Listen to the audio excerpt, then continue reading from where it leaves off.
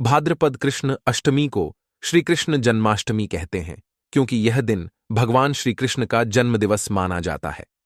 इसी तिथि की घनघोर अंधेरी आधी रात को रोहिणी नक्षत्र में मथुरा के कारागार में वसुदेव की पत्नी देवकी के गर्भ से भगवान श्री कृष्ण ने जन्म लिया था।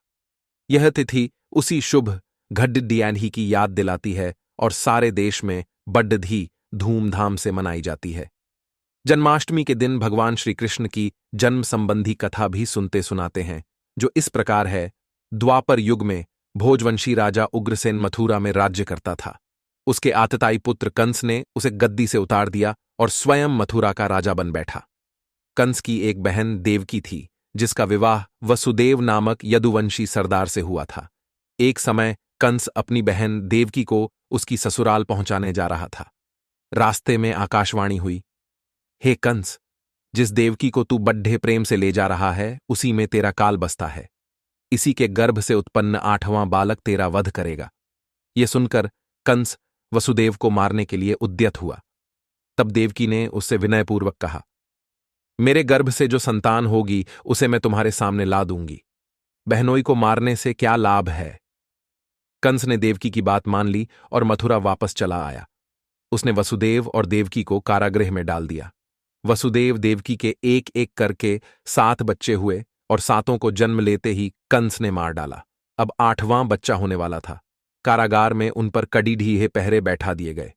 उसी समय नंद की पत्नी यशोदा को भी बच्चा होने वाला था। उन्होंने वसुदेव देवकी के दुखी जीवन को देख 8वें बच्चे की रक्षा का उपाय रचा। जिस समय वसुदेव देवकी को पुत्र पैदा हुआ, उसी समय संयोग से यशोदा के गर्भ से एक कन्या का जन्म हुआ, जो और कुछ नहीं सिर्फ माया थी। जिस कोठरी में देवकी वसुदेव कैद थे, उसमें अचानक प्रकाश हुआ और उनके सामने शंख, चक्र, गदा, पद्म धारण किए चतुर्भुज भगवान प्रकट हुए। दोनों भगवान के चरणों में गिर पड़े। तब भगवान ने उनसे कहा, अब मैं पुनः नवजात शिशु का रूप धारण कर लेता हूं। तुम मुझे इसी समय अपने मित्र नंद जी के घर वृंदावन में भेज आओ और उनके यहां जो कन्या जन्मी है उसे लाकर कंस के हवाले कर दो। इस समय वातावरण अनुकूल नहीं है, फिर भी तुम चिंता न करो। जागते हुए पहरेदार सो जाएंगे, कारागृह के फाटक अपने आप खुल जाएंगे और उफनती अथाह यमुना तुमको पार जाने का मार्ग दे देगी। उसी समय वसुदेव नवजात शिशु रूप श्रीकृष्ण को सूप में रखकर कारागृह से निकल पड़े और अथाह यमुना को पार कर नंद जी के घर पहुंचे। वहां उन्होंने नवजात शिशु को यशोदा के साथ सुला दिया और कन्या को लेकर मथुरा आ गई। कारागृह के फाटक पूर्ववत बंद हो गए। अब कंस को सूचना मिली कि वसुदेव देवकी को बच्चा पैदा हुआ है।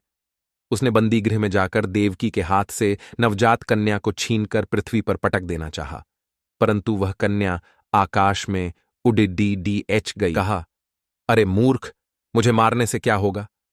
तुझे मारने वाला तो वृंदावन में जा पहुंचा है। वह जल्द ही तुझे तेरे पापों का दंड देगा। यह है कृष्ण जन्म की कथा।